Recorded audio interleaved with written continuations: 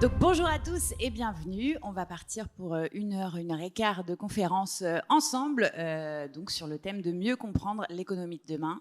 Je spoil un peu, il n'y a pas que des bonnes nouvelles, mais effectivement le défi a été lancé, on le relèvera, c'est de vous faire quitter la salle quand même avec le sourire, de l'optimisme et de l'envie. Emmanuel, Juliette et Alexandre, merci beaucoup de votre présence, de votre temps. Et donc, je vais vous proposer déjà de vous présenter très rapidement, parce que c'est quand même toujours plus sympa de savoir avec qui on parle. Alexandre, qui es-tu? Bonjour.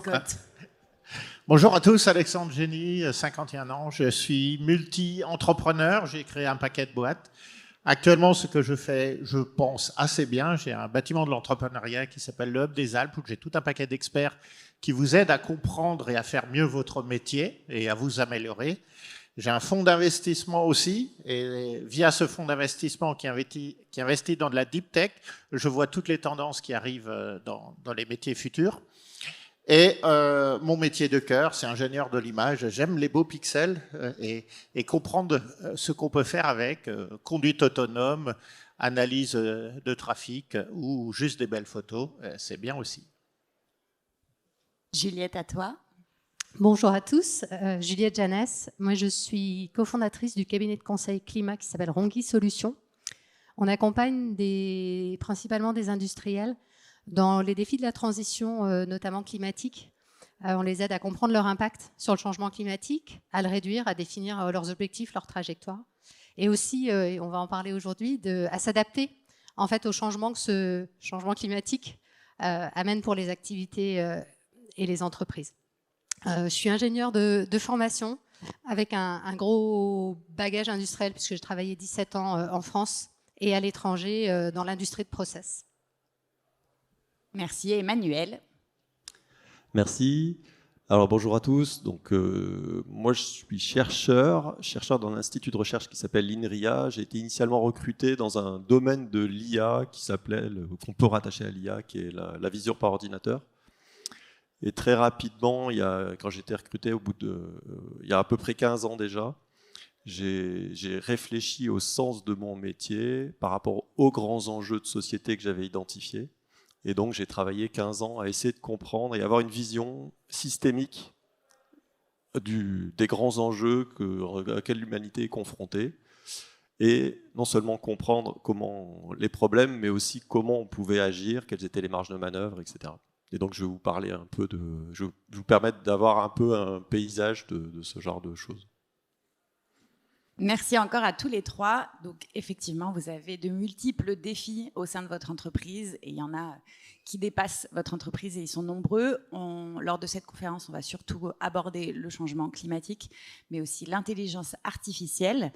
Et le but, c'est de vous aider à comprendre qu'est-ce qui se joue et comment votre entreprise peut se saisir de ces opportunités, puisqu'on a décidé d'être positif et optimiste et on transformera les problèmes en opportunités. On va commencer avec Emmanuel et donc on va poser le cadre. On va essayer de comprendre qu'est-ce qui se joue vraiment, c'est quoi les enjeux notamment en matière de climat. Et donc on fait appel à la vision plutôt scientifique d'Emmanuel pour débuter cette conférence. Je te donne la parole. Ça marche, merci. Alors, je vais peut-être me lever, ça sera peut-être plus sympa. Je vais avoir quelques slides. Donc, l'objectif pour moi, c'est de démarrer cette conférence en prenant un peu de hauteur. Donc, on va essayer de prendre du recul. Donc, c'est pas forcément facile, mais c'est assez indispensable pendant les 2 jours. Là, vous allez pouvoir parler de problèmes concrets. Et là, on va essayer de démarrer avec une prise de hauteur. Donc, je vais me placer plutôt à un niveau société au départ, en tout cas dans ce que je vais vous présenter au départ. Et on pointera vers des échelles plus petites, en particulier l'économie, l'entreprise, dans un second temps. Donc, aujourd'hui, on parle beaucoup de changement climatique. Et globalement, on parle de symptômes de problèmes, c'est-à-dire que l'effondrement de la biodiversité, des problèmes de ressources, des problèmes de pollution. Mais ça, il faut avoir en tête que c'est des symptômes qui sont causés par tout un ensemble de choses, en particulier un système économique, des formes d'organisation politique, etc. Ce qu'on discute un peu moins, c'est que derrière ces systèmes-là, donc à la fois derrière ce système industriel, économique, politique, et derrière donc, les dégâts que ça peut générer, on va dire, sur l'environnement, il y a des processus, c'est-à-dire des choses, des dynamiques, des choses qui relient dans le temps, une succession d'événements, etc. Et ça, par contre, c'est très peu discuté, analysé dans le débat public. C'est discuté dans le débat scientifique, et on a un certain nombre de résultats qu'il est intéressant de partager pour mieux comprendre justement les enjeux et pouvoir se projeter dans l'avenir. Alors, pardon, oula, ça n'a pas l'air très stable.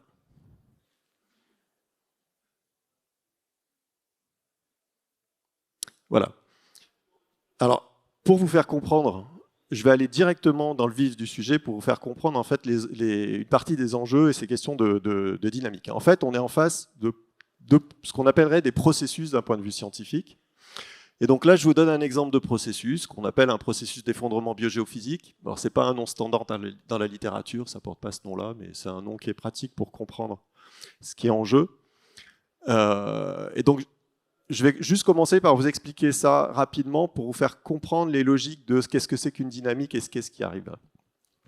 Donc pour appuyer cette description, je vais m'appuyer sur un petit graphe là, que je vous ai mis en bas. Donc on a le temps et en ordonnée, donc dans l'axe en haut vertical, on a globalement un flux qui correspond à une production, mais ça peut être aussi un stock comme la population. Mais ce qui est plus intéressant, c'est de regarder des flux, la production de matières alimentaire, d'énergie, etc. C'est ce qui nous intéresse le plus souvent. Et donc, en gros, pour avoir ce processus, comprendre ce processus, il y a 4 conditions. Une première condition de croissance. On est dans un système de croissance, donc ça évidemment, par exemple, donc voilà, on a ça. Ce qui nous intéresse, c'est la ligne jaune, pardon, qui est ici. Est-ce que ça fait bon, je sais pas si ça va.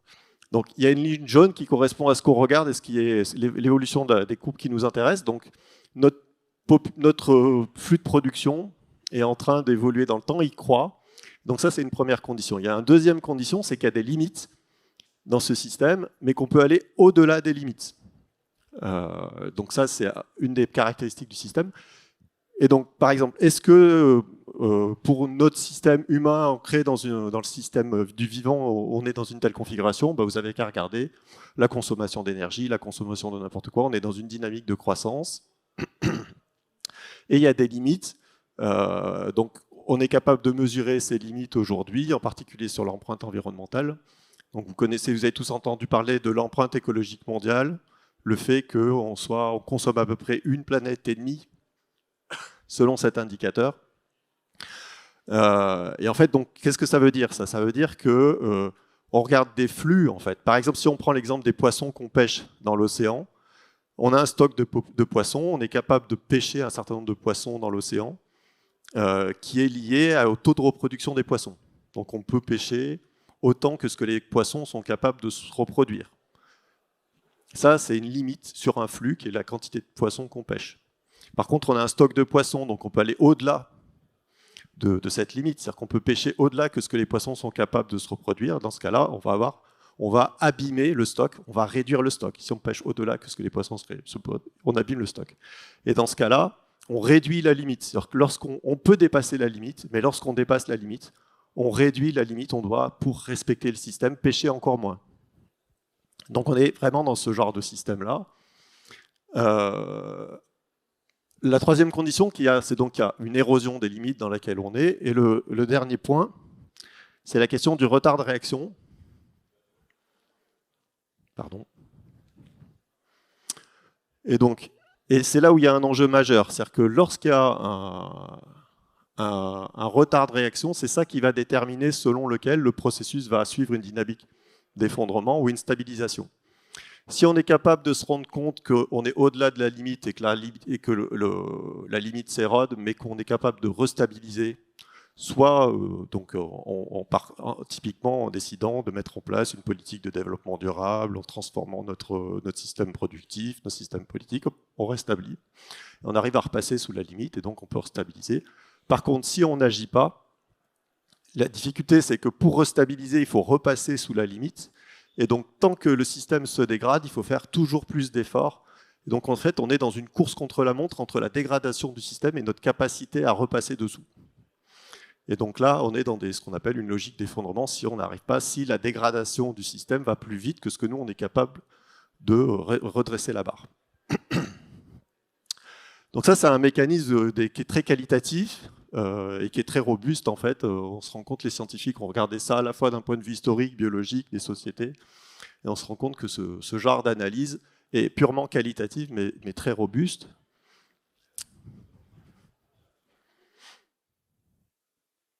Et donc, pour vous donner juste une idée de est-ce que nous, on est concerné par ce genre de dynamique, on peut regarder le retard de réaction par rapport au changement climatique.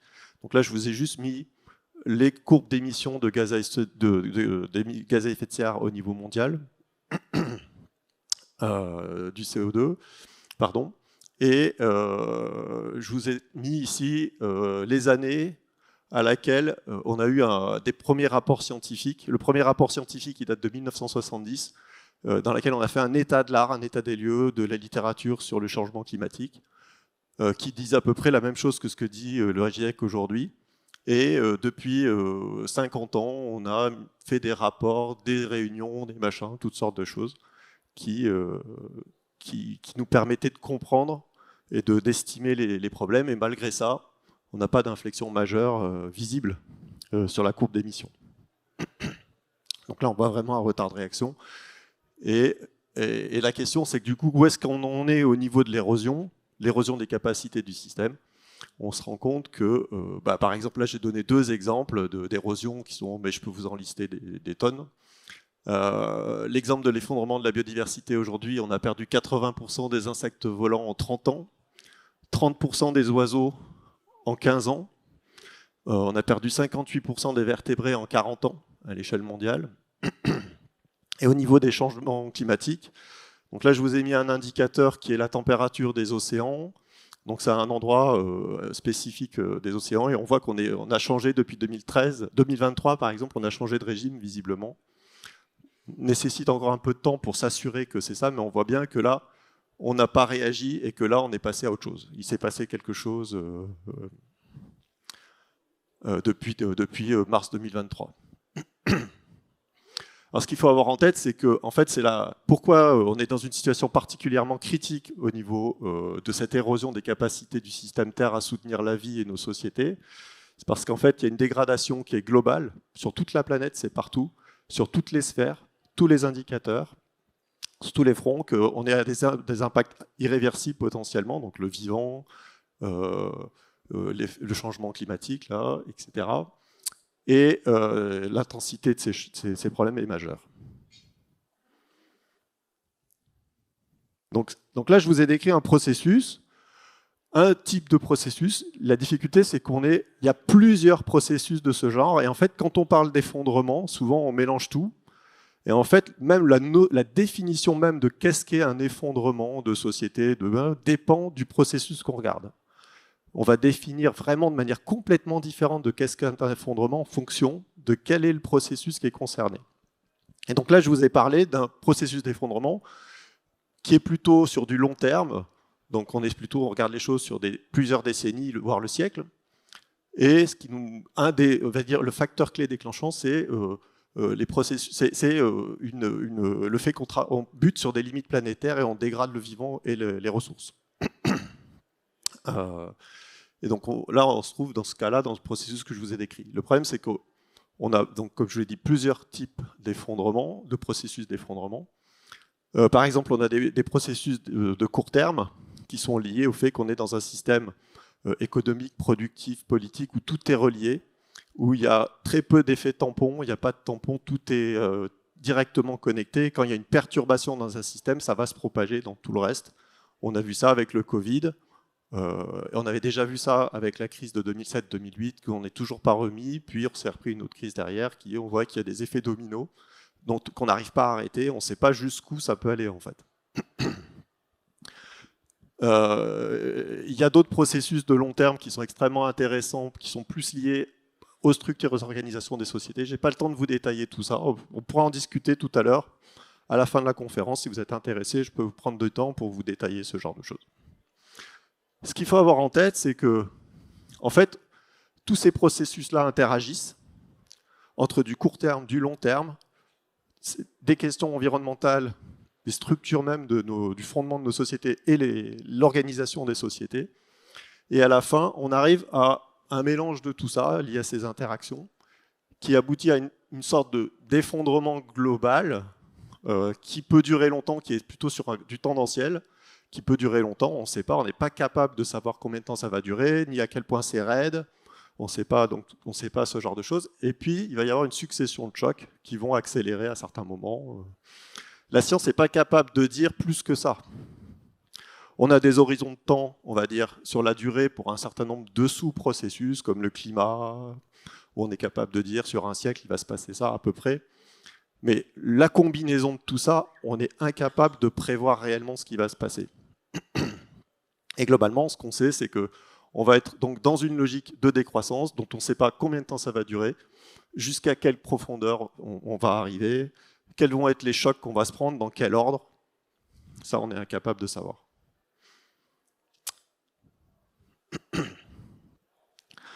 Donc, je prends juste 2 secondes pour reprendre encore un peu de recul par rapport à ça. Donc là, je vous ai donné des grands principes, des courbes. Après, il y a la question de comment ça se matérialise ça en vrai. Donc ça se manifeste en fait donc, par des pénuries, des états défaillants, des conflits armés, des mouvements de population. Évidemment, toutes ces choses-là interagissent, là encore. Et ce qui est le plus important au final, en tout cas de mon point de vue, vous pouvez ne pas le partager, c'est des questions de valeur, c'est que tout ça, ça génère de la souffrance et de la déshumanisation. Et que l'enjeu premier, il est le fait que dans tout ça, on finit par perdre ce qui nous caractérise en tant qu'humains et notre humanisation, notre humanité.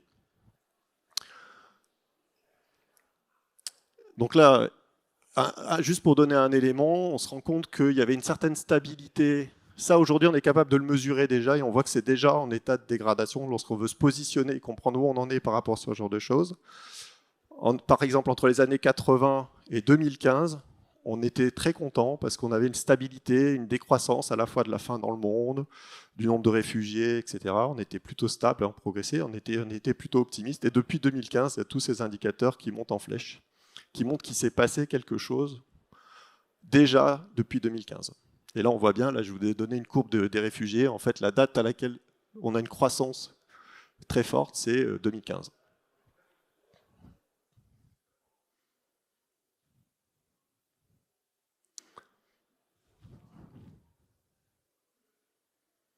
Alors, donc en fait, là derrière, souvent, donc, quand on réfléchit à tous ces enjeux environnementaux, globaux, on parle beaucoup aussi donc, des symptômes, aussi on parle de technologie, et en fait, ce qui est jamais posé, c'est le fait que les enjeux derrière tout ça, on va dire, sont politiques. Dans quel sens? Alors, ils sont politiques à la fois en amont des problèmes, mais aussi en aval. C'est-à-dire qu'ils sont liés à des formes d'organisation dont on peut faire des choix. On fonctionne avec une économie qui est telle qu'elle est, des systèmes d'organisation politique qui sont tels qu'elles sont, avec des organisations telles que des entreprises, etc., qui sont telles qu'elles sont. Et ça, on peut le changer. C'est à nous, collectivement, de décider ces règles, etc. Donc c'est de cet ordre-là que c'est politique. On décide comment on organise la société. Mais aussi en aval, et donc je vais vous l'expliquer en gros la question en aval. Donc la première question qu'il faut avoir en tête, c'est que, en fait, il va y avoir des inégalités en termes d'impact très très fortes, c'est-à-dire qu'en gros, on ne va pas tous subir ces problèmes-là de la même façon. Globalement, c'est les pays pauvres qui vont subir le plus. Là, je vous ai mis la vulnérabilité par rapport au changement climatique, une carte. Donc plus on est rouge, plus on va souffrir, et on va, si je peux me permettre, ramasser.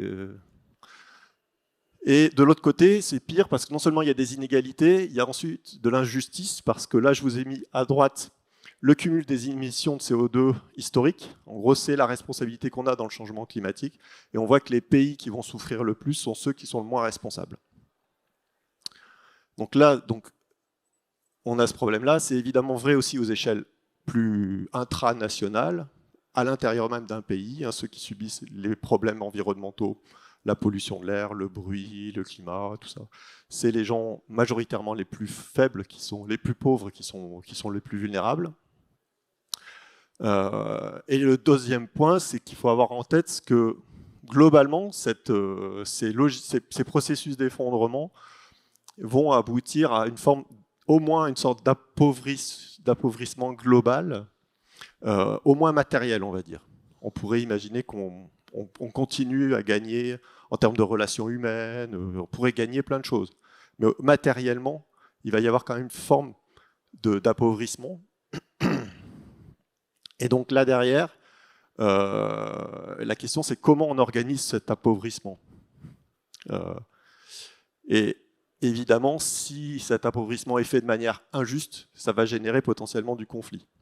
Et donc là, il y a une vraie question autour de tout ça, c'est comment on va faire pour... Soit j'ai mis ça, le choix du partage ou du conflit, nous oblige, cette configuration-là nous oblige à poser ces questions-là explicitement, parce que ces questions-là de justice et ces questions d'équité sont, on va dire, exacerbées désormais.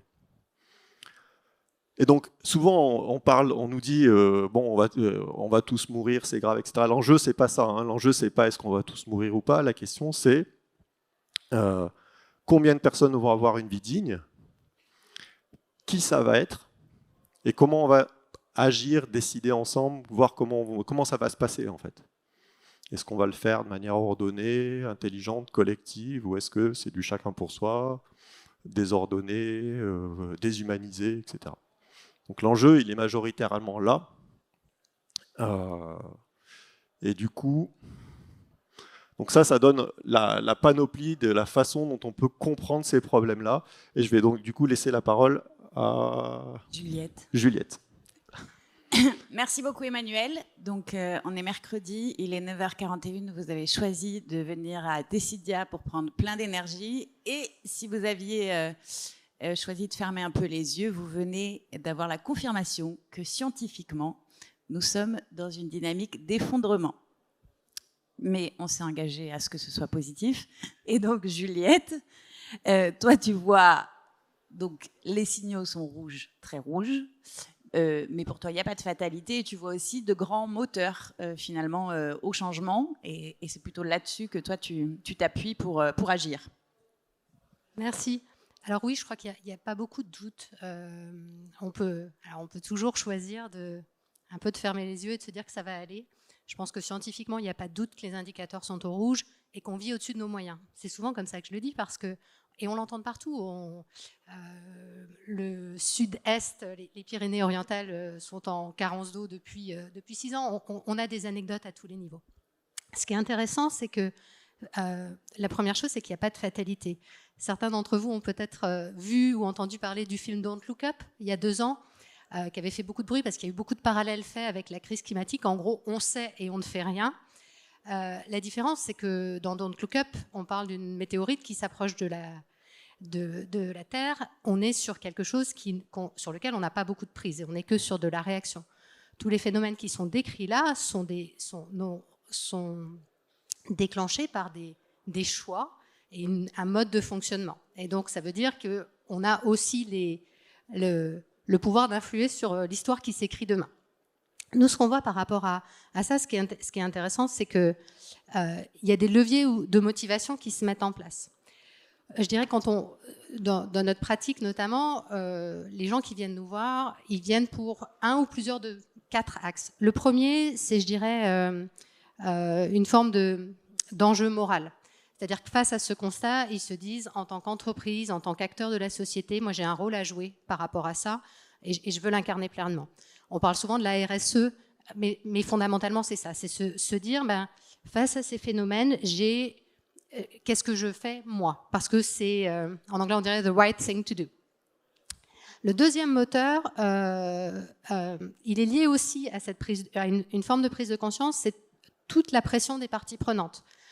Que ce soit la réglementation qui se met en place et qui va me demander, en tant qu'acteur économique, qu'est-ce que je fais pour lutter contre le changement climatique, pour l'érosion de la biodiversité, ou pour les enjeux sociaux, qu'est-ce que je fais sur l'équité. Ça peut être la réglementation, mais ça peut être simplement aussi des gens dans ma chaîne de valeur qui, eux, ont cet engagement de dire « moi, j'ai un rôle à jouer et je veux travailler avec des acteurs qui partagent cet engagement-là ». Donc, c'est mes clients qui vont me demander est-ce que j'ai une certification EcoVadis, qu'est-ce que je fais sur ce sujet des énergies renouvelables, est-ce que j'ai des contrats d'électricité verte, etc. Et c'est aussi de façon très pratico-pratique les financiers qui aujourd'hui n'appliquent pas forcément les mêmes taux sur le financement d'activités en fonction de leur impact. Ce qui est lié au troisième volet, généralement derrière le fait de s'engager pour la transition, il y a un enjeu de coût. Si on prend l'exemple simple du changement climatique, 75% du changement climatique est lié à notre utilisation d'énergies fossiles. Les énergies fossiles, elles ne sont pas gratuites, elles ont été aussi particulièrement volatiles les 15-20 dernières années. On a eu des prix qui s'envolent, on a vu le baril de brut à $140, on l'a vu retomber à 35, puis remonter. C'est des fluctuations qui sont extrêmement pénalisantes pour les entreprises et pour leurs résultats financiers. De ce point de vue-là, agir pour le climat, ça passe d'abord par de la sobriété et de l'efficacité et donc de l'économie. Pas forcément, on n'est pas forcément sur un retour sur investissement à 6 mois ou 1 an, mais malgré tout, il y a clairement des synergies de ce point de vue-là. On peut aussi penser au fait que le changement climatique a des impacts. On a vu des inondations terribles. Réfléchir à ces sujets-là, c'est aussi s'y préparer et éviter un certain nombre de coûts, ou en tout cas les atténuer. Et je dirais que ça, c'est le dernier volet des leviers de motivation. Donc après, je dirais un engagement moral, même si j'aime pas beaucoup le terme, la pression des parties prenantes et les coûts. Le dernier volet, c'est tout cet enjeu d'adaptation et de résilience. On peut essayer de se dire ça va aller, ou on peut voir ces signaux et se dire comment j'essaie de surfer la vague au mieux. On a toujours ce choix-là. Et en fait, s'intéresser à ces sujets-là et se demander comment on positionne son activité face à ces enjeux, c'est une façon de s'y préparer et potentiellement de mieux naviguer un monde qui est, l'acronyme c'est VUCA, un monde qui est incertain, volatile, complexe, ambigu, on ne sait pas très bien ce qui va se passer, mais y réfléchir, se préparer, c'est déjà agir. Et donc, mieux positionner son activité et pouvoir y faire face pour durer, parce que c'est le premier enjeu, on parle souvent de durabilité au sens des enjeux, mais l'enjeu d'une activité, c'est aussi de durer, c'est-à-dire d'être là demain. Et donc, le besoin d'anticiper et en tout cas de comprendre ces enjeux pour pouvoir au mieux décider face à eux.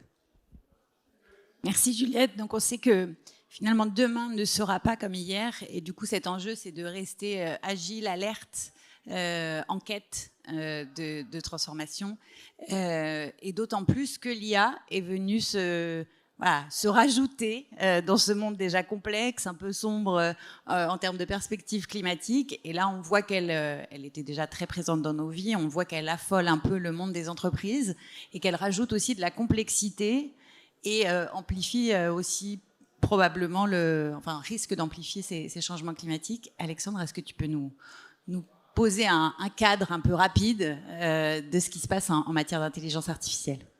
Tout à fait. Vous avez tous sûrement déjà joué avec les nouvelles IA qui existent, comme ChatGPT ou ceci.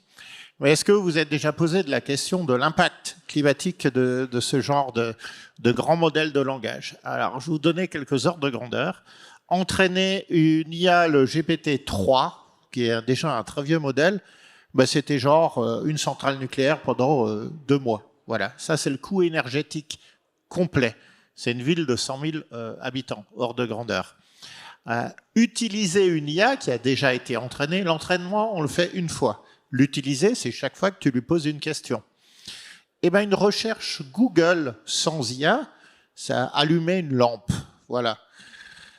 La même recherche, mais en IA, quand tu utilises des IA derrière, vu le coût énergétique qu'il y a derrière, c'est genre, les mesures, c'est entre 15 et 20 fois la lampe. Donc là, tu es carrément sur l'halogène, 800 watts. Tu n'es pas au niveau du stade, mais tu n'es pas loin. Donc, ça se mesure assez facilement sur la croissance exponentielle des data centers. Il y en a tout un paquet qui arrive un peu partout. Et les chiffres sont assez hallucinants autour de ceci pour pouvoir suivre justement la croissance de l'utilisation de l'IA. Alors, L'IA, coût énergétique énorme, particulièrement sur l'entraînement. Sur l'usage, les bonnes tendances qu'on voit récemment, c'est que on va vraiment vers les IA frugales et tous les grands groupes commencent à faire des IA qui sont beaucoup plus petites, donc moins énergivores et qui commencent à fonctionner sans être connectés sur Internet. Ça, c'est un bon signe. Si c'est pas connecté sur Internet, l'énergie utilisée, c'est par exemple l'énergie de ton téléphone. Donc c'est sur batterie et du coup, c'est un peu plus intéressant de ce côté-là. Donc, on va commencer à réduire les coûts de l'utilisation énergétique. Pour l'instant, ils sont encore très forts parce qu'on est vraiment à l'aube de ceci. Pourquoi l'IA on est vraiment dans cette vague de buzz. Voilà, le cycle de Gartner, tout en haut de la vague. Il y a toutes les boîtes qui ont investi dans l'IA. Ils ont des valorisations de fous, etc. Qu'est-ce que ça apporte vraiment à vous tous les jours? Beaucoup de personnes me citent l'IA, je réponds à des emails de façon plus simple, j'organise des petites histoires pour les enfants le soir, ça raconte des histoires, des trucs comme ça, et c'est des usages qui sont tout à fait intéressants. La grande tendance, l'IA dans les entreprises, cette fois-ci, si on prend ce contexte-là, c'est l'automatisation. Et on voit un peu ce qu'il y a eu une époque, les applications mobiles, où dans les années 2000, Internet a permis de faire des tas de choses beaucoup plus simples. Avant Internet, on achetait des livres dans des librairies. Années 2000, Amazon débarque, on achète des livres sur Amazon. Et maintenant, on n'achète même plus de livres papier, on achète des e-books. Voilà, c'est ce genre de choses. L'IA, on commence à voir à tous les endroits, tous les usages qu'on peut faire. Et ça va transformer fondamentalement les métiers sur lesquels qui vont rester. Et les métiers qui vont disparaître, c'est tous ceux, justement, un peu ces gratte-papier, ces analystes, ces personnes qui faisaient plus des synthèses. La synthèse, tant qu'elle n'est pas au niveau, une IA la fera toujours mieux que vous. Donc, changez. Voilà. Le développeur, par contre, lui, et le data analyst, on ne peut pas faire d'IA tant qu'on n'a pas des personnes qui classent des données bien proprement. Donc le data analyst augmente. Les métiers qui vont vraiment être sauvegardés en premier, c'est les métiers de la créativité. On croit que beaucoup, parce que Photoshop sait générer des belles images, DALL-E, Midjourney, etc., on va l'utiliser pour faire de la com, oui, mais c'est de la com juste illustrative, de la communication, je dirais, pour les réseaux sociaux. Il n'y a pas d'IA aujourd'hui qui a inventé un nouveau genre. L'IA s'est entraînée sur la créativité humaine, s'est entraînée sur Picasso, s'est entraînée sur Monet, s'est entraînée sur Mozart pour pouvoir créer des choses. Il n'a rien inventé. Il n'y a pas un nouveau Mozart qui a été créé par une IA. Et c'est là où il y a une vraie chance. Comme c'est une synthèse de toutes les connaissances humaines, j'aime bien comparer une IA à un méga dictionnaire dynamique qui a tout lu de l'humanité, tout lu depuis la Chine, ce qu'ils ont produit en Amérique du Sud, en Amérique du Nord, en Europe, etc. À partir de ça, ça te sort un modèle de langage. Donc, il a vu toute l'ingéniosité de l'humanité. Et de temps en temps, quand vous posez les questions, il vous donne des réponses. Ah, dis donc, je n'avais pas vu cette dimension-là. C'est vachement intéressant ce qu'il dit. Ce n'est pas de la créativité, il a vu ce cas-là à un autre endroit de la Terre. Et la bonne nouvelle, c'est quand tu utilises l'IA, c'est que tu sauras vraiment devenir de nouveau beaucoup plus productif parce qu'il va te montrer des espaces que tu ne voyais pas. Parce que tu n'as jamais eu le temps de les apprendre, tout simplement. Ce n'est pas nouveau, c'est commun ailleurs, mais il te le montre ici. Merci. Donc du coup, l'IA, elle augmente plutôt l'humain qu'elle ne va le remplacer, puisque c'est reste l'homme qui crée la connaissance à la base, dont l'IA utilise. En revanche, on a un petit warning sur l'impact énergétique, encore une fois, de l'IA. On a posé le cadre et maintenant vous dites ok, très bien, et dans mon entreprise ça veut dire quoi, quel sera l'impact, et ensuite aussi qu'est-ce que je pourrais faire. Et donc Juliette, tu nous disais le premier impératif pour une entreprise, c'est de durer et donc de concilier des ambitions économiques qui restent quand même les premières injonctions, et des injonctions de durabilité au regard du constat qu'on vient de poser. Et toi, tu as comme référence notamment la théorie du donut, que j'aime beaucoup aussi. Peut-être que vous la connaissez, peut-être pas. Est-ce que tu peux nous la synthétiser et dire comment ça peut inspirer les entreprises ? Alors, je vais essayer. Donc, la théorie du donut, c'est une économiste anglaise qui s'appelle Kate Raworth qui l'a théorisée. Peut-être un pas de côté. Nos systèmes économiques actuels, ils sont basés sur des théories économiques qui datent. Le capitalisme, c'est le début du XXe siècle. Kate Raworth, la théorie du donut, c'est 2017. Donc je pense que c'est important de garder ça en tête. On est effectivement dans une phase de transformation. C'est toujours difficile de se projeter, d'imaginer quelque chose qui n'est pas encore là. Et le rôle des scientifiques, des économistes aussi, c'est de dessiner en fait le champ des possibles et d'ouvrir ce champ. Donc cette théorie du donut, et vous allez comprendre pourquoi ça s'appelle le donut, l'idée c'est de dire, en fait, et tu en as parlé tout à l'heure, il y a un certain nombre d'enjeux sociaux, donc, qu'on appelle des planchers sociaux.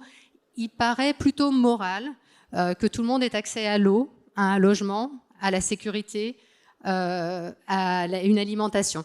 Les conditions de vie décentes dont tu parlais tout à l'heure. Donc ça fait un cercle, un certain nombre de choses à garantir pour l'humanité, et on y a tous intérêt, puisque sinon c'est le conflit et c'est le conflit. Par contre, il y a un autre enjeu qui est que on peut pas se permettre de vivre au-dessus de nos moyens. Sinon, c'est ce que décrivait Emmanuel tout à l'heure. À un moment, c'est comme quand on a un compte en banque bien rempli. Si on dépense plus que ce qui rentre tous les mois, ça va durer un moment, mais à un moment, ça s'arrête. Et donc ça, c'est les limites planétaires. C'est comme ça que ça s'appelle, mais c'est finalement ces plafonds environnementaux. Et donc ces deux cercles, celui des planchers, des conditions de vie décentes à garantir, et ce deuxième cercle plus grand des limites planétaires, ça fait un donut. Ça fait deux cercles concentriques.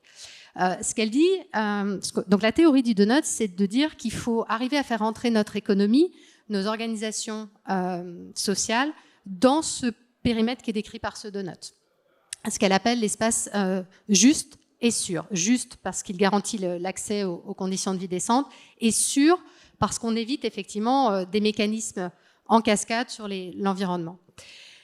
Alors ça, ce que je trouve intéressant, c'est que ça décrit un cadre qui est contraint. Et je trouve que c'est intéressant parce que toutes les organisations humaines connaissent ça. Dans une entreprise, on a envie de développer un nouveau produit. On n'a pas pour autant à sa disposition toutes les personnes qu'on veut et tous les moyens financiers qu'on veut. On raisonne toujours dans un cadre contraint.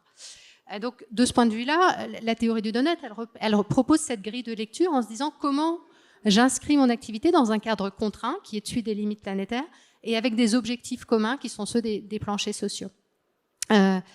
Et donc, c'est un prisme. Il y a des cas, que ce soit des entreprises, des territoires, des villes, qui s'approprient ce cadre pour lire leur activité et la façon dont ils les font à l'aune du donut, à l'aune de ce prisme de lecture. Ce qui est certain, c'est qu'on est dans une phase de transformation.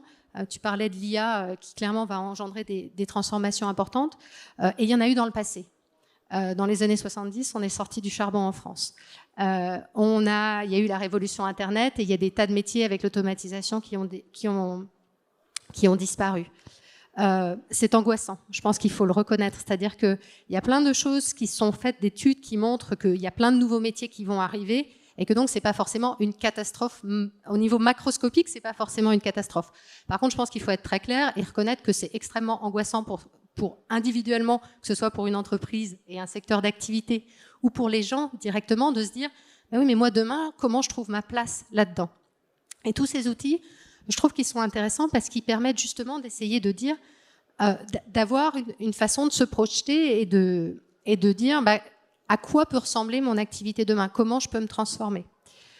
Sachant que le choix qui nous fait face, c'est de dire je ferme les yeux et tout va bien se passer, est-ce que je peux me le permettre? Ou de se dire je peux ouvrir effectivement un petit peu la carte de l'exploration et me dire face à tout ça, comment je navigue? Qu'est-ce que je vais explorer? Qu'est-ce que je mets en place en termes de développement de compétences dans mon entreprise? Qu'est-ce que j'explore en termes de stratégie? Comment je peux pivoter? Le cas d'école dans les business schools, c'est Kodak. La photo numérique a été inventée par Kodak. « Pour plein de raisons, ils n'ont pas souhaité le développer.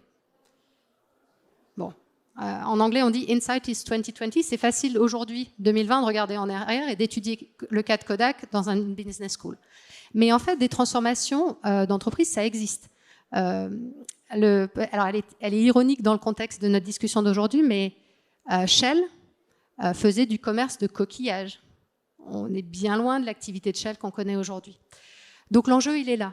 L'enjeu, c'est de dire, je parie que tout va bien, ou je reste vigilant comme je le suis sur d'autres sujets, et j'explore, en fait, qu'est-ce que ça peut vouloir dire pour moi, et comment je peux jouer mes cartes le mieux possible avec mon organisation et mon écosystème, parce que ça ne sera pas seul. Et en plus, on voit, technologiquement, il y a déjà quand même plein d'avancées, il y a plein de choses qu'on peut faire. Et après, il y a peut-être une stratégie de petits pas qui peut s'organiser. Oui, on vise un idéal où on arrive à inverser la courbe de l'effondrement, mais en vrai, si déjà on limite un peu, on réduit avec ce dont on a à disposition, c'est quand même déjà un premier bénéfice. Oui, c'est un point qui est extrêmement important. On parle beaucoup de sobriété, ce qui est un sujet qui est compliqué parce que ça veut dire, ça renvoie à cette idée de, il y a des choses qui vont s'arrêter. Ça, c'est toujours difficile. En même temps, il y a aussi beaucoup de choses. Le GIEC nous dit, nos objectifs 2030 de réduction des gaz à effet de serre, ils sont possibles par des leviers technologiques et techniques qui existent, qui ne sont même pas si coûteux que ça. Donc, il y a beaucoup de choses. On n'est pas obligé d'aller dans le dur et dans le transformationnel tout de suite, on n'en fera pas l'économie, mais il y a beaucoup de choses qu'on peut faire qui aujourd'hui nous donnent du temps et font une vraie différence. Et donc il ne faut vraiment pas se priver de ces leviers d'électrification, d'efficacité énergétique. On a des tas de bâtiments, par exemple, qui sont des passoires thermiques. Ça, c'est des bons exemples de leviers qui sont accessibles, qui financièrement ont un taux de retour. Il y a énormément aussi de guichets d'aide, c'est quand même des sujets qui sont extrêmement présents, et donc aussi beaucoup de dispositifs disponibles, que ce soit pour faire un diagnostic et savoir où sont ces leviers d'action, ou pour se faire accompagner et aider financièrement pour réaliser ces choses. L'ADEME a énormément de guichets d'aide par rapport à ça. Les régions également investissent pour faire en sorte que les entreprises prennent le virage. Donc je pense que le contexte est favorable de ce point de vue-là. Il ne faut surtout pas s'en priver parce qu'une fois de plus, c'est mettre le plus de chances possible de son côté en tant qu'entreprise pour faire face demain. Pour durer. Exactement. Et au-delà de ces petites solutions, Emmanuel, toi, tu penses, tu réfléchis, tu imagines aussi à des vraies alternatives. C'est plutôt cette case-là que tu préconises. Et comment est-ce que toi, tu réponds à la question de tes étudiants qui te disent « Mais si tout est foutu, à quoi ça sert de faire quelque chose ?» Donc, il y a plusieurs choses qu'on pourrait dire. Il y a une première chose que je voudrais réfléchir sur la question de l'impact sur les entreprises et le système économique de ce que j'ai raconté en termes de ce qu'on va subir en particulier si on est très terre à terre, c'est le fait qu'on risque de rentrer par exemple dans une économie de guerre. Ça c'est typiquement un truc qui est... La question n'est pas de dire est-ce que c'est bon, c'est mauvais, c'est un fait potentiellement le fait qu'on va rentrer là-dedans. Et on peut s'interroger, donc du coup, en tout cas, si j'étais un entrepreneur, je me questionnerais de comment je me situe dans une évolution de paradigme qui est que le modèle économique change. Donc juste pour donner une idée, une économie de guerre, c'est une économie qui va se prioriser le maintien de l'activité essentielle, l'alimentation, l'industrie lourde, l'armement, qui est existentiel pour un pays, etc. C'est ce genre de choses. Et on réduit globalement la consommation personnelle. Donc, il y a tous les cas historiques sont intéressants d'étudier. Moi, je ne l'ai pas fait particulièrement d'étudier l'histoire des économies de guerre. Je pense qu'il y a des gens qui le font. Et donc, vérifier si les caractéristiques de ce qu'on a vécu avant s'appliquent encore aujourd'hui et comment on pourrait projeter par rapport à ça. En tout cas, moi, si j'étais chef d'entreprise, je serais dans cette démarche-là. Sinon, donc la question des étudiants et par rapport à ce que tu as dit, en fait, il y a un présupposé qui a été fait dans ce que tu as dit, c'est qu'on partageait les mêmes valeurs, qu'on était d'accord pour agir dans un monde tous qui va dans le même sens. Ça, c'est pas vrai. C'est-à-dire qu'il faut bien penser qu'on ne partage pas les mêmes valeurs, que ce soit à l'échelle mondiale comme à l'échelle européenne, etc. Et on n'est pas forcément d'accord pour tous aller dans ce cadre-là, dans cette direction-là. Il est absolument essentiel. En fait, aujourd'hui, le monde tel qu'il est, on va être obligé d'agir, de se transformer. Agir, c'est une action politique, hein, comme j'ai essayé de vous le dire. En fait, de fait, on agit politiquement avec des valeurs. C'est quoi mon objectif quand j'agis? Est-ce que c'est juste de faire survivre mon entreprise? Est-ce que c'est de préserver une forme d'humanité parce que je vois que c'est ça qui est en train de se détruire et que c'est ça auquel je tiens, et comment je fais pour arriver à là où j'ai des marges de manœuvre, à maintenir un peu d'existence d'humanité là où je peux le faire? C'est pas la même chose, c'est pas les mêmes objectifs. Comment je fais pour prioriser ces différentes valeurs qui sont potentiellement en conflit? Donc tout ça, c'est des éléments absolument essentiels qu'il faut. En fait, le monde tel qu'il est là nous pousse à mener ces réflexions. Et si on ne le fait pas, là, c'est la cata. C'est-à-dire que vous pouvez être quasiment sûr que dans la complexité du monde, la confusion de valeurs qu'il y a, etc., vos actions vont vous mener probablement à faire des choses qui ne sont pas conformes à vos valeurs. Et ça, c'est autant au niveau des individus, en tant qu'entrepreneurs, en tant que groupes sociaux, en tant que nation. Ce travail, si on ne le mène pas, on est quasiment sûr qu'on ne va pas aller dans le bon sens au niveau de nos valeurs. Donc là, il y a un travail à faire et qui n'est pas forcément conceptualisé. C'est-à-dire qu'on n'a pas l'impression que ce travail, on a l'impression que c'est une évidence, qu'on va être tous d'accord. Et en fait, non, il faut faire un travail là-dessus. Et ça, c'est un des éléments que je donne aux étudiants, leur expliquer ça pour que le sens revienne. C'est-à-dire qu'à partir du moment où on fait cette réflexion, on peut réfléchir au sens de notre action pour qu'on agit. Donc il y a une dimension philosophique et politique derrière. Et derrière, ça se décline évidemment dans, une fois qu'on est d'accord, qu'on sait où on veut aller, quelles sont nos valeurs, comment on met ça en œuvre. Et là, on revient sur des choses pratiques. La théorie du donut peut s'appliquer.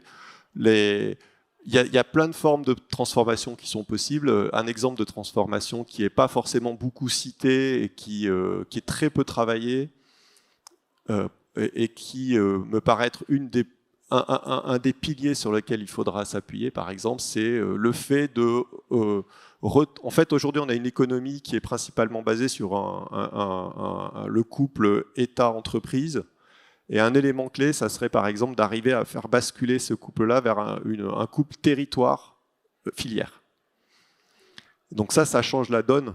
Et évidemment, donc, les territoires, les acteurs du territoire et les entreprises dans un territoire doivent se remettre en marche pour essayer de penser comment fonctionner à ce niveau-là, territoire, filière, le coordonné, et que ça devienne le nœud, la façon dont on raisonne, on pense. C'est très difficile à faire, mais c'est typiquement, je pense que ce genre de choses que toi, tu essaies de faire, c'est le genre de dynamique que tu essaies d'insuffler.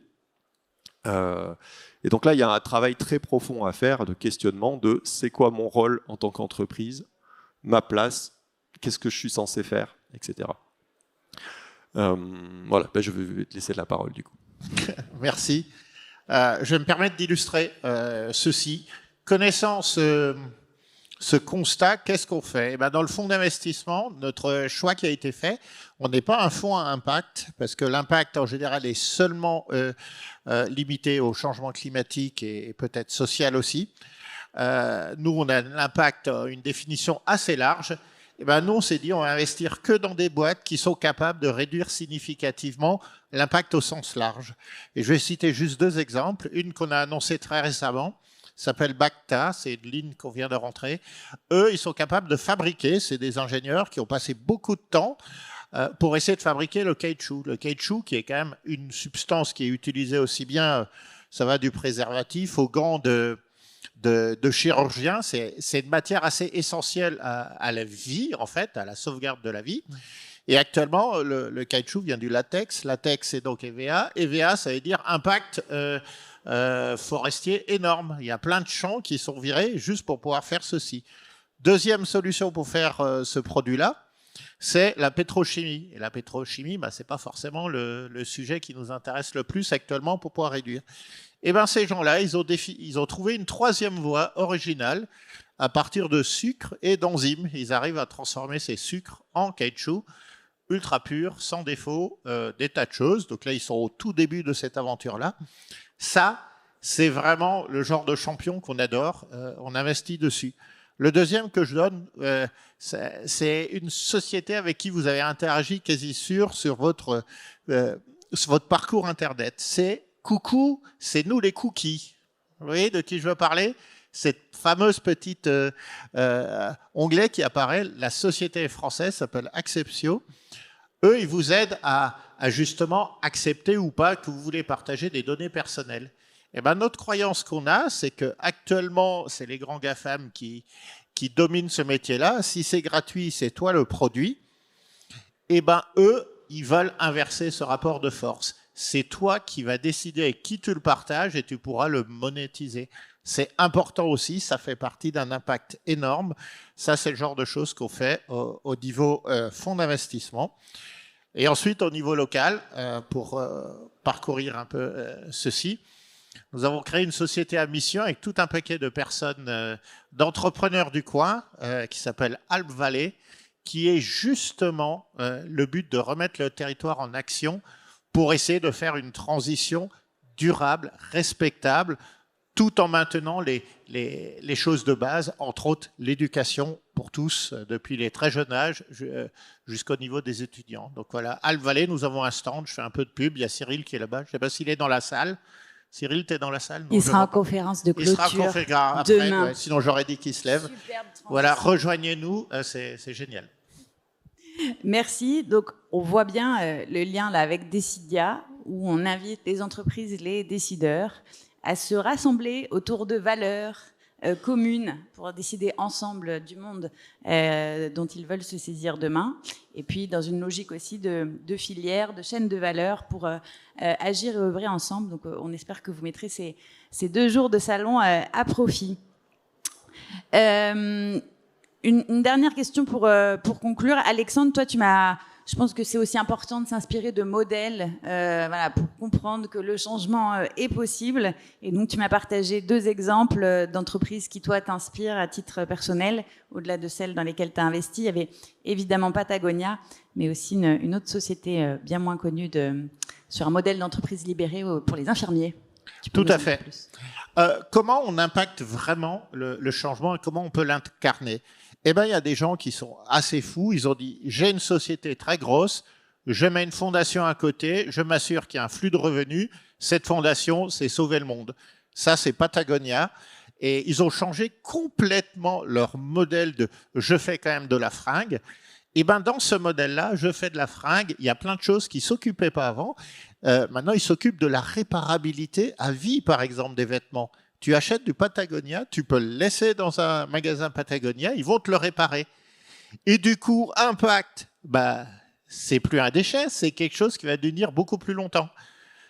Parce qu'ils ont structuré d'un point de vue légal, ça a été fait il y a 3-4 ans, c'est quand même très récent, hein. C'est Yves Chouinard, le patron, qui a décidé de faire ceci pour que ça perdure après sa phase où il était patron.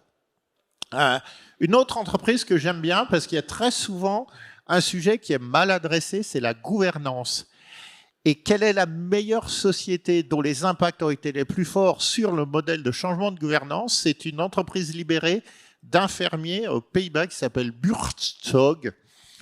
Très dur à prononcer. Buurtzorg, les infirmiers qui vont chez vous, vous êtes, je sais pas, vous avez une opération, obligé de vous faire une piqûre, là, au télépansement tous les jours. Et à un moment donné, c'était vraiment un mécanisme classique. Il y a un infirmier qui s'occupe de la piqûre et une autre qui arrivait chez toi qui s'occupait de changement, le pansement, les médicaments, etc.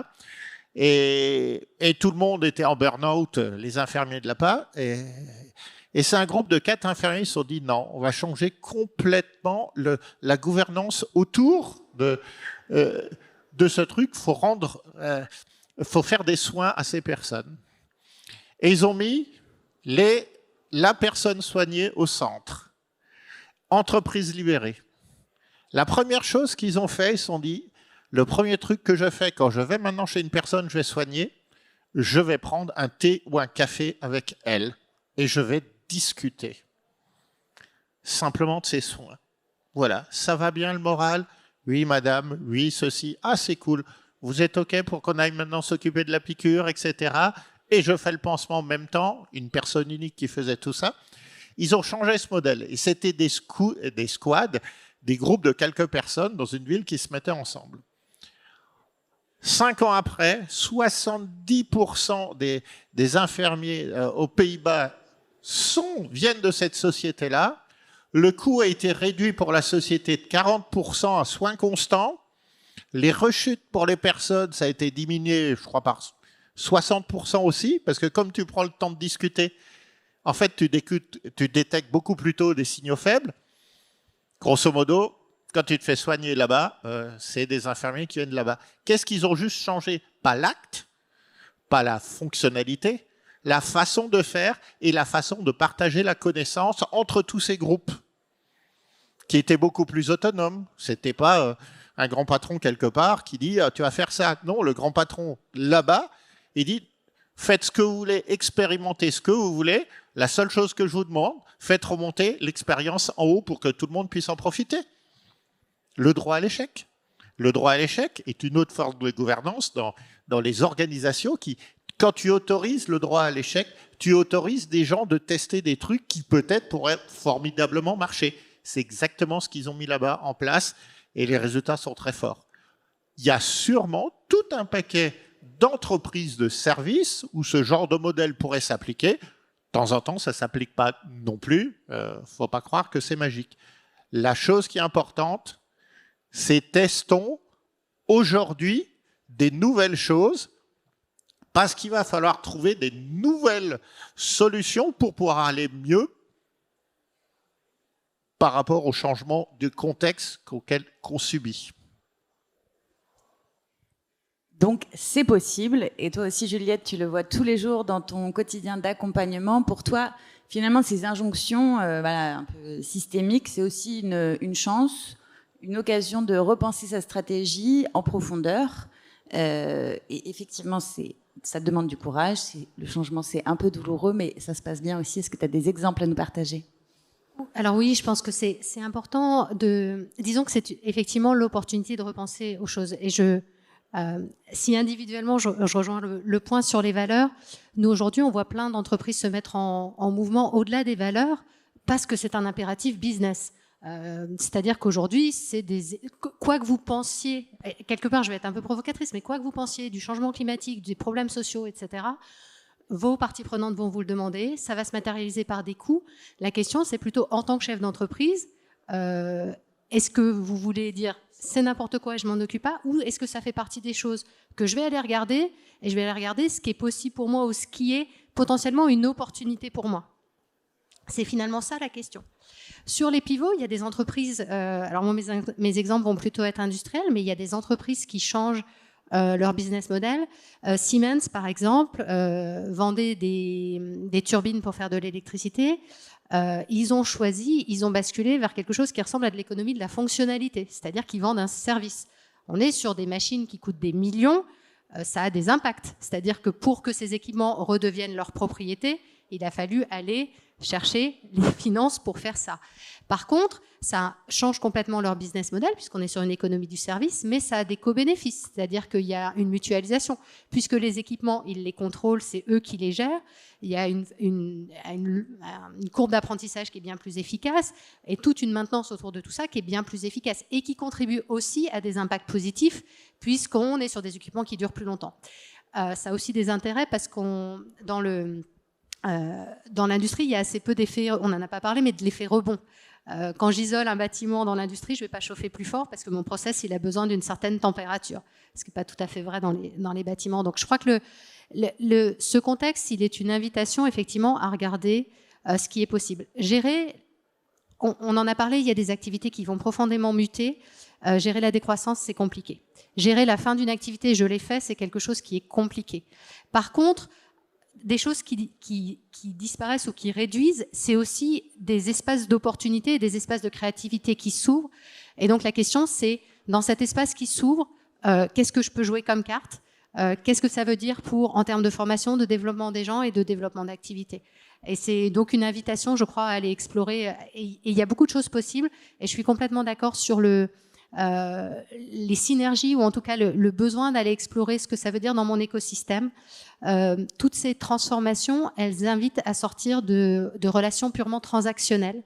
On va être beaucoup plus dans une démarche partenariale parce que quand je n'achète pas mon compresseur à Siemens, mais qu'il reste la propriété de Siemens, je m'inscris sur une relation de très long terme avec Siemens. Donc on n'est plus du tout dans une dynamique où aujourd'hui je suis avec toi, demain je ne le suis pas. Et d'où aussi l'importance du lien privé-public avec le territoire, avec une économie qui doit être résiliente dans son ensemble, puisqu'on n'est pas tout seul dans son écosystème et on ne gère pas tout seul sa résilience.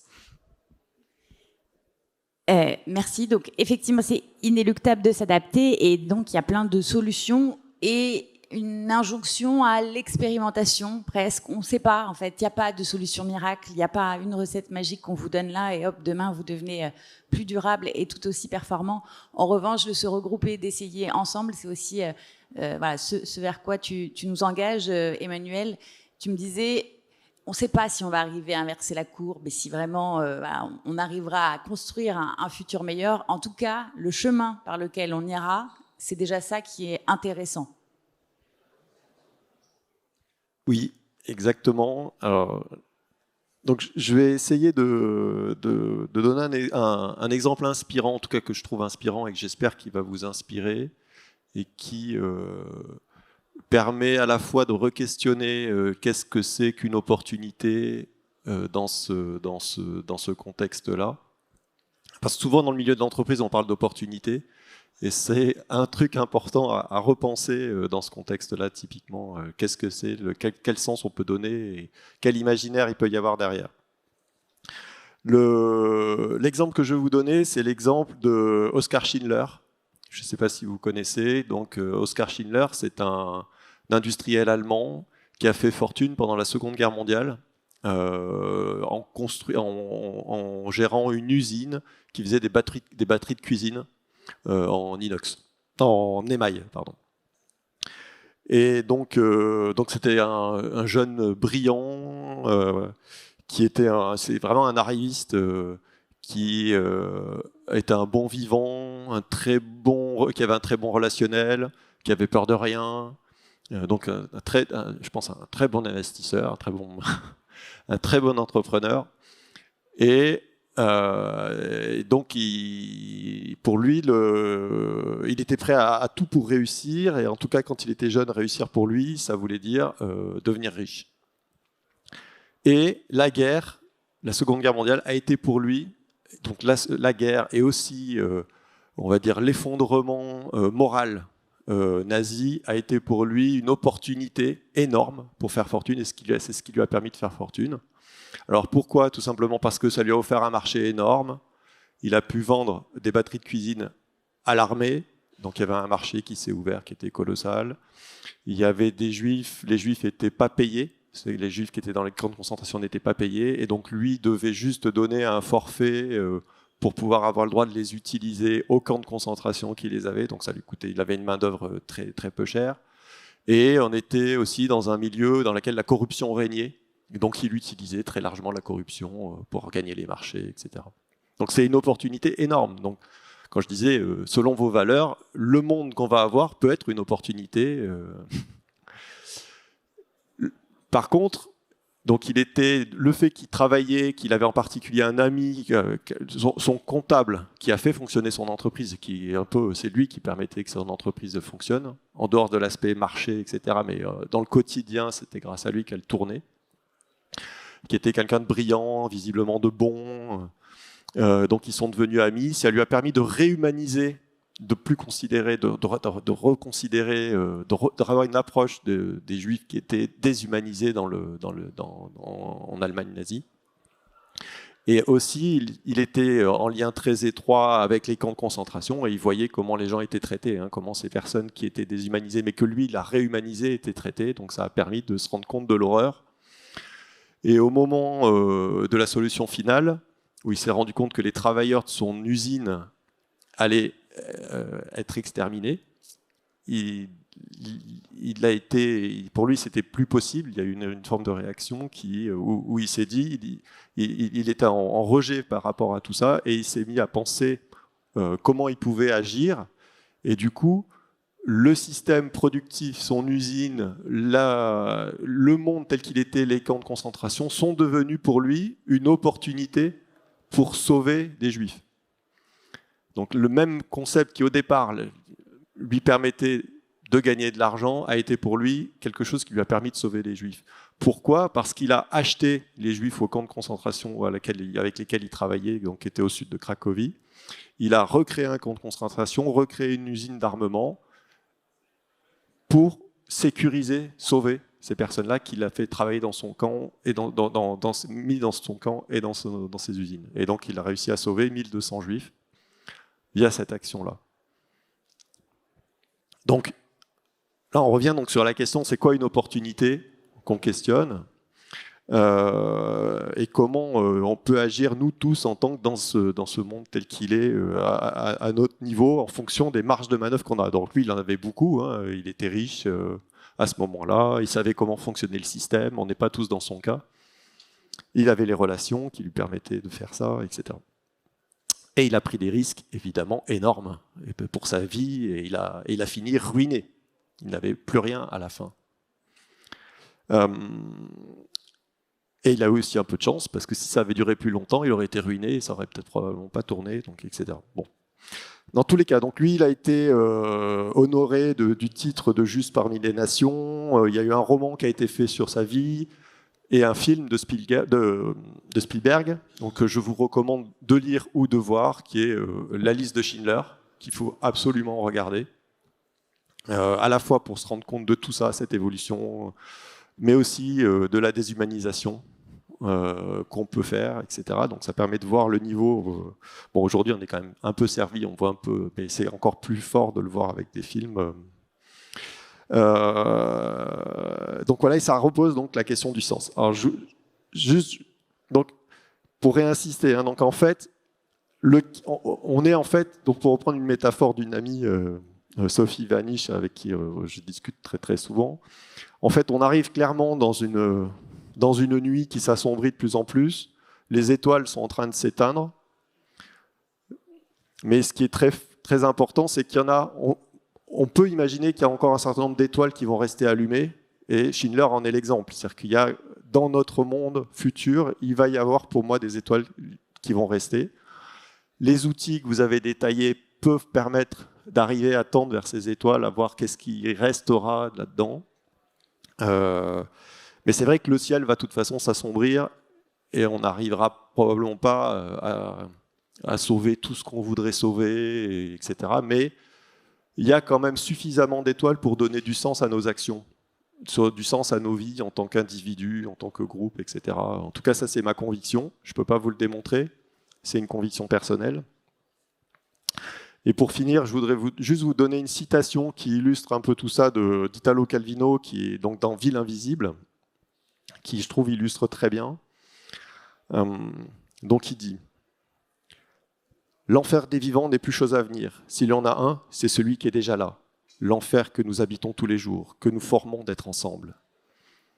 Il y a deux façons de ne pas en souffrir. La première réussit aisément à la plupart, accepter l'enfer, en devenir une part au point de ne plus le voir. La seconde est risquée, elle demande une attention, un apprentissage continuel. Chercher et savoir reconnaître qui est quoi au milieu de l'enfer n'est pas l'enfer, et le faire durer et lui faire de la place. » Merci beaucoup. Une injonction donc à chercher le bien et lui faire un maximum de place, à rallumer les étoiles. Merci beaucoup à tous les trois. On vous propose de passer aux questions que vous avez peut-être à l'un, à l'autre. Et en attendant que vous réfléchissiez à vos questions, la conférence de clôture demain à 15h30 fera un peu écho à celle d'ouverture, une logique, avec des exemples justement d'entreprises qui se créent et qui se transforment pour le monde de demain. Et l'autre info, c'est que Juliette sera disponible ce matin sur le stand de la French Tech, si vous souhaitez poursuivre les échanges en one-to-one avec elle. Et Alexandre et Emmanuel seront également ce matin sur le stand d'Iridium. Est-ce qu'il y a des questions dans la salle ? Des éclairages, des partages ? Soyez pas timide. J'espère qu'on vous a pas mis le moral à zéro. Hein. Je m'approche. Ah. Commençons. Merci. Pas de question, je ne vais pas occuper longtemps, mais je suis curieuse de connaître mieux le business model de Bonjour les cookies. De Acceptio ? Oui. Acceptio, c'est très simple. En fait, il y a des lois européennes qui sont les lois autour de la RGPD. Et pour pouvoir avoir un outil qui gère très bien ceci sur ton site web, en fait, on fournit un SDK, qui est un Software Development Kit, donc un espèce d'outil super pragmatique pour que ton agence web ou toi, si tu es développeur web, puisse l'intégrer. Et si tu utilises ceci, tu as un droit d'usage. C'est un abonnement mensuel et c'est comme ceci qu'on gagne des sous. Donc, je sais pas, on doit avoir 10 000, 15 000 clients qui payent un abonnement pour pouvoir utiliser de l'outil au lieu de le recoder de zéro. Voilà. Ça, c'est l'étape 1. Il y a des étapes 2 qui vont arriver. Ils ont un super plugin que tu peux mettre maintenant dans le navigateur Chrome qui va apprendre ta façon dont tu partages ton acceptance de partage de tes données perso et qui automatiquement va l'appliquer sur quel que soit le site web nouveau sur lequel tu vas aller. Donc ça, c'est étape 2. Et l'étape 3 qui arrivera, j'espère, c'est qu'à un moment donné, ça deviendra un portefeuille. Tes données perso ont de la valeur. Et ces valeurs, à un moment donné, il y aura des sous qui seront mis en face. Soit tu pourras acheter des choses, soit tu pourras... abonnement Le Monde, je donne souvent cet exemple-là. Abonnement Le Monde, c'est très bien. Il faut payer les journalistes qui font tout ceci. Et en échange de tes données perso, ton abonnement sera peut-être moins cher. Mais ça sera toi qui décides. Voilà. C'est les étapes dans la croissance de cette société. Merci beaucoup. Est-ce qu'il y a d'autres questions ? Demande d'éclairage, partage de ce que vous faites.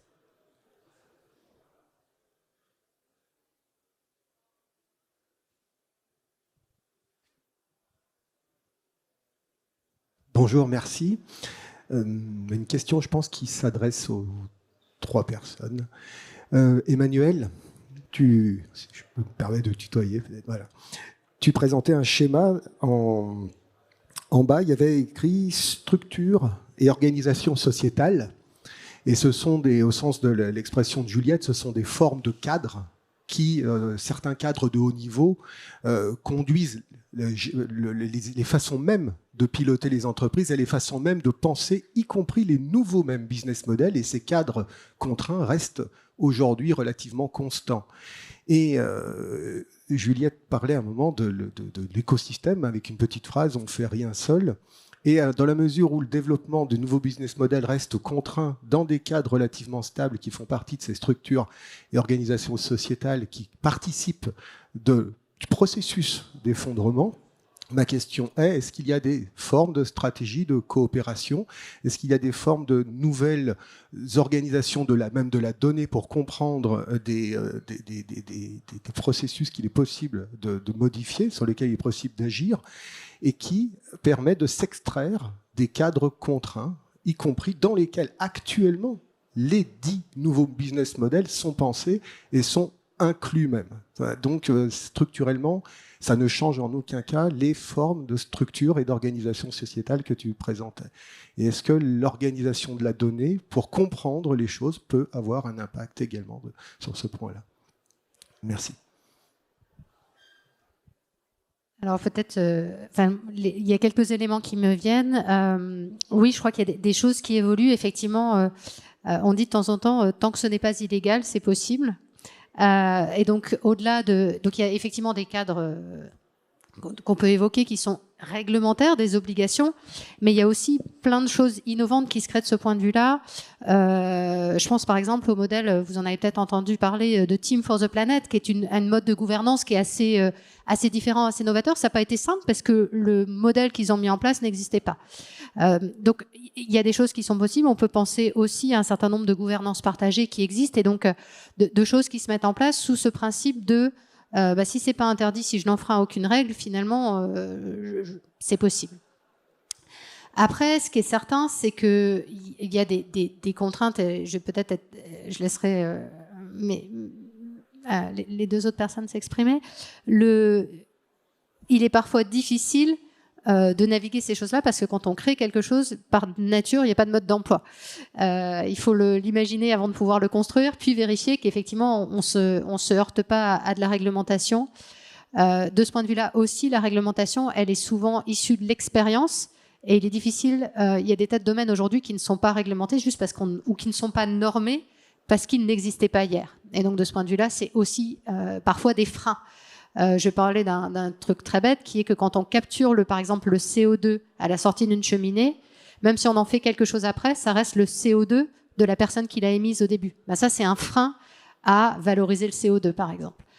Mais c'était une question qu'on se posait pas qui n'était pas pertinente il y a 1 an ou 2 ans. Donc oui, de temps en temps, la réglementation, elle est aussi un frein à pouvoir explorer des choses.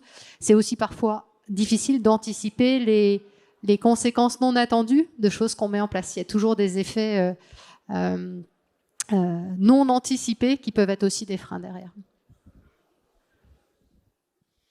Cela ne doit pas empêcher les tests. Il y a d'autres exemples très classiques. Tu veux utiliser de l'eau de pluie pour pouvoir faire tes toilettes. Eh bien, tout un paquet de normes ici qui sont très compliquées. Et encore, quand ça va dans les toilettes, c'est OK. Mais ça va à l'encontre des contrats de Suez et de tous ces grands nettoyeurs d'eau, parce qu'eux ne veulent pas que l'eau de pluie, qui est finalement arrive dans leur truc à eux. Parce qu'ils en auront beaucoup plus que pour ce qu'ils auront été payés pour. Il y a toujours des effets de bord. Ça ne doit pas empêcher de commencer à faire des choses pour pouvoir commencer à agir. Un framework que j'aime beaucoup, je permets de le citer rapidement, ça vous donnera un peu de lecture, c'est ce qu'on appelle l'économie symbiotique de Isabelle Delannoy. C'est un livre assez intéressant autour de ce sujet-là où ils abordent beaucoup les questions production, utilisation et particulièrement bien la partie gouvernance qui est en fait à la base de pas mal des changements qu'on va voir dans le futur. Je pense que ce n'est pas des nouvelles technos qui vont nous sauver, c'est des nouvelles gouvernances. C'est une croyance personnelle. Voilà, donc je partage un peu de lecture pour pouvoir aller plus loin sur le sujet. Et le livre de Timothée Parikh sur l'économie de la décroissance. J'en profite, j'en mets 2. Allez hop, allez à votre librairie, prenez ça. Ralentir ou périr. Merci. Est-ce qu'il y a d'autres questions encore ?